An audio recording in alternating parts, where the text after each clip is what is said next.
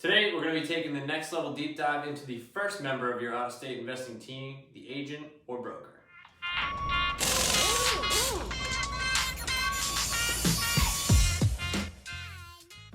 What's going on, guys? Ryan and Chris here from Boselli Brothers Real Estate, and today we're going to be talking about your first member of your investing team, and that is your agent. Now, what is the role of the agent on your team? Your agent is your market area expert. They're going to be able to tell you all the good and bad areas that you want to avoid or target in your specific market. They're going to be able to tell you all of the high crime rate areas, all of the areas with a lot of renters, all of the areas with a lot of owner occupants.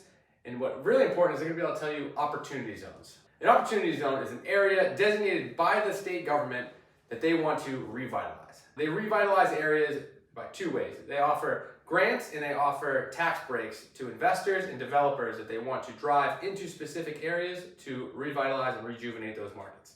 The second job of your agent is they're going to facilitate the purchase and sale of your properties. They're going to do this by dealing with the other buyer and seller agents, negotiating on your behalf to either help you get the best price for your property on the buy or to get the highest price on the sell. They're going to be dealing with your showings, your staging, your photos, and anything that you're going to be needing for your listing of your property. They're also going to provide CMAs, which are comparative market analysis, to help you gauge where your property or what your property is worth in that market. And finally, they are going to be the top of your deal pipeline, and they are going to send you all of the potential deals for you to analyze that you could possibly purchase. Next, where are you going to find your agent? Besides a quick Google search of real estate agent plus city, you can also look on Zillow.com and Realtor.com and your agent finder tool at the top of the page.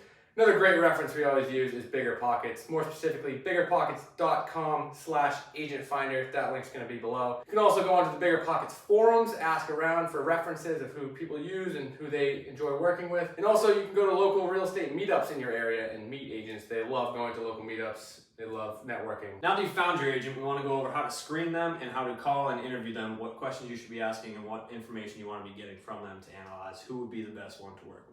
Step one, do your initial research. You want to make sure you look up this agent. You want to find reviews, ratings, and referrals from past clients. You can easily do that by just searching their name on the internet. You're going to want to find your agent's website. Do they have a website at all, first of all? If they do, how easy is it to navigate? How user-friendly is it? You're going to want to look. Sometimes they will even have a separate investor section where they advertise, fixer-upper properties to people like you and I. Next, you're going to want to call the agent, and this is where the interview process begins. You're going to want to ask them a couple of key questions, such as, how long have you been an agent in the area? What type of volume do you typically do? Another key thing is to find out, is that agent an investor themselves? A lot of agents will also have investment properties. This is very common from something we've seen. They do purchase and sale transactions of real estate every single day. They understand the value of real estate. So a lot of them have their own investment properties. An agent that has experience as an investor will, one, be able to provide you with more referrals of other people to use in the area, property managers, contractors, lenders, and they'll also just be more familiar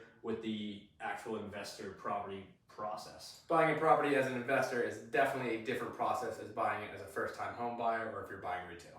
If the agent is an investor, you're going to want to ask them what kind of investor they are, what type of properties they buy. Do they buy single-family homes? Do they buy multi-family homes? Do they buy commercial properties? Do they buy mixed use? Do they buy land? Do they buy self-storage? You're also going to want to find out what type of investor they are. Are they a fix and flip investor? Do they mostly buy and hold properties? Are they doing Airbnb or other short-term vacation rentals? You're also going to want to ask how many properties do they own if they are an investor. This will tell you a little bit more about their familiarity with the process and how long they've been doing the same thing you are trying to do. They can probably give you some tips and tricks, especially in that local market, to help you out along the way. All this information will help narrow down what this agent's area of expertise is and how they will further be able to help you out in your investing journey. Next, you're going to want to find out from your agent how their process works. You're going to want to ask them, do they have experience working with investors? It's often a little bit of a different process than working with actual owner-occupant home buyers. There's different lending products, there's different closing timelines, so it's a lot better if they do have experience, and specifically, do they have experience with out-of-state investors, as that is another whole different process entirely. You're going to want to make sure your agent can provide detailed pictures and walkthrough videos before the purchase of the property. As I just mentioned, with closing timelines, they can be 7 to 14 days as opposed to 30 to 45 for your owner occupant with a traditional bank loan. So you're going to need to have all the information you need to make your decision quickly. Next, you're going to want to see if the agent is working by themselves or if they have a whole team working underneath them, and you're going to want to find out if it is a team, who will be your primary point of contact. Some agents will be big enough where they have an entire team working underneath them. Some people are in charge of doing walkthroughs and pictures. Some people are in charge of dispositions. Some people are in charge of fielding comments via email and then sending out offers. So you're going to want to make sure this is clear from the start and establish who you should be contacting at each step. Next, what is their preferred method of communication? This seems like a minor detail, but it is huge. And the reason is because, like we mentioned, these deals tend to move a lot quicker, so you're going to need to know exactly how your agent wants to be contacted so you can get in touch with them as quickly as possible, whether that's via email, text, phone call, again, who on their team you're supposed to be reaching out to, so all this needs to be crystal clear from the start. Another key thing that investors look past is you're going to want to, at the start of the relationship, you're going to want to get with your agent and find out exactly the information they're going to need from you to make an offer. They're going to be sending out all of these listings likely to a laundry list of other investors that are going to be seeing the deal at the same time. So you're going to need to be able to act quickly with the information you have. One of the things is being able to have everything ready when it's time to submit an offer. These will likely be things like proof of funds. You're going to need the last 60 days of bank statements. Your earnest money deposit, which could include a picture of the physical check to prove that you're ready to send it to the correct brokerage. And then, of course, your offer details. Once you know what all this information is, you can easily set up an email that sits in your draft folder ready to hit send. And when you have the property you're ready to offer on, you can just fill out purchase price, close date, purchaser, whether that's you or your LLC, and all the other details we just discussed. Quick side note here, guys. In editing this section, we realized we left out a key piece of information, and that is that you can also use this method for communicating your buying criteria to your agent. This can include the specific areas you are interested in or not interested in within your target market, the type of property you want, whether that's a single family home, small multifamily, or 2 to 4 unit, self-storage, mobile home parks. You can also outline the property specs that you are looking for, number of beds, baths, square footage, the year built, the level of distress, whether it will be a complete gut rehab versus a lipstick or cosmetic only rehab, and obviously the target price range and rental price range. It is better to be as specific as possible here instead of taking the cast a wide net approach. This is not the way to go in this industry. Each individual niche has its own nuances that will make or break the deal. It's difficult to learn all at once, so pick one niche. It will help you become an expert on this specific type of deal much faster. The good news here is you can always pivot your strategy later. Keep a draft email with this buying criteria ready and follow up immediately after these conversations with these prospective agents. This will make you seem more serious to them. They get tons of calls from people that never reach out again, so this will help you stand out and show them you are a serious buyer, and this will also let the agent know exactly what types of deals to send to you. Okay, I'm back to the video. Now, you'll be interviewing multiple agents during your interview process. One specific question you should ask every agent you interview is what are the areas to avoid in that market? Most likely, there's going to be a few neighborhoods, a few zip codes that every agent is like, absolutely not, do not go near these. Those neighborhoods that continuously pop up over and over and over again in these interviews, those are the areas you want to avoid. These are your market experts. You should trust them. Regardless if the numbers work in those areas, you're going to take on so much more headache by taking on a property in those areas. Just avoid it. There's a reason some will hit the 2% rule, and it's because no one else wants to invest there. Another question to ask agents, is there any areas or neighborhoods that have unique laws and regulations? A great example of this is the Irvington Historical District in Indianapolis, Indiana.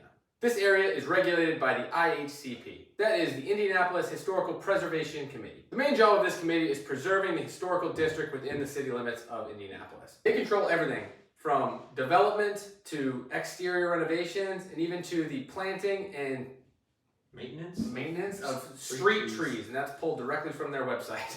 You basically need special permission to do anything. You need to get your colors approved by them. You need to get any kind of wood that you're going to use. If you're going to have a brick that's cracked and you need to do any kind of renovation, you need to get that specific type of brick approved by the IHCP. You don't want to be caught off guard by this, so ask your agent if there's anything in these markets that is specifically like Irvington Historical District. As an investor, this can be a headache, but if you run your numbers correctly and you have a plan going into it and you know these regulations before you get your estimate, then you're going to be okay. Another thing you're going to want to ask your agents is any recommendations they have for some of the other key members on your team. A big one's going to be property management companies. Either any high-performing property managers that the agent has worked with, has clients that worked with, or just have a generally good reputation in the area. Setting you up with a good property manager can help the agent because real estate is a very small community, especially in these individual markets, and they're going to want to refer you to people that they've worked with in the past and that they have good relationships with. Also, setting you up for success as an investor is going to make sure that you succeed and keep coming back to them for repeat deals. Ask your agent if they're an investor themselves, who do they use? Who have they used in the past? Next is lenders. Most people do not have big stacks of cash laying around, so you're not buying these houses with 100% cash. So eventually you're going to need a lender. Setting you up with a reliable, investor-friendly lender is going to help you close more deals and close on time. Definitely.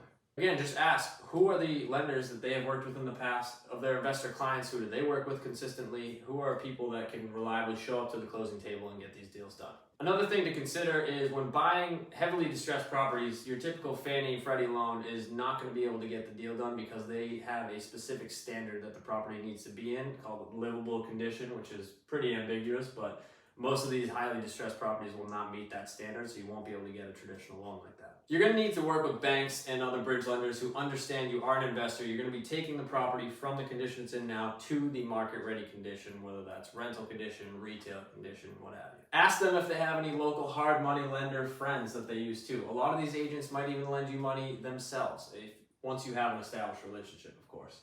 And finally, contractors. Now, contractors are generally going to be the hardest people to get referrals on because once people find good contractors, they want to keep their cards pretty close to their chest because it is a crapshoot with contractors. However, having a good contractor will also help your agent because having the properties in better condition will make it easier to sell and will make the retail value higher, which also gets them more money in commission. Your agent might be able to provide you with GC referrals or even individual subcontractors that they've worked with in the past that can help you build out your Rolodex of contractors.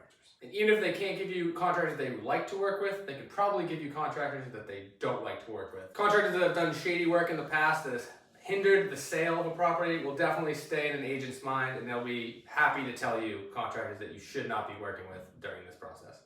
And that's going to do it for this video, guys. Please tune in next time for another member of your out-of-state investing team. Please like, comment, subscribe. Check out our other social media platforms in the links below. Finally, please check out our website, BoselliBrothersRE.com. Subscribe to our newsletter. Tons of free stuff every single month. All things real estate. That's going to do it. I'm Ryan. I'm Chris. See you next time. Everyone just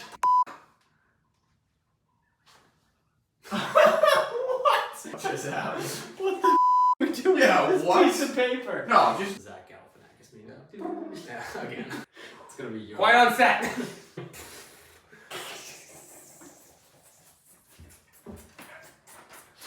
Mother, what is wrong with me?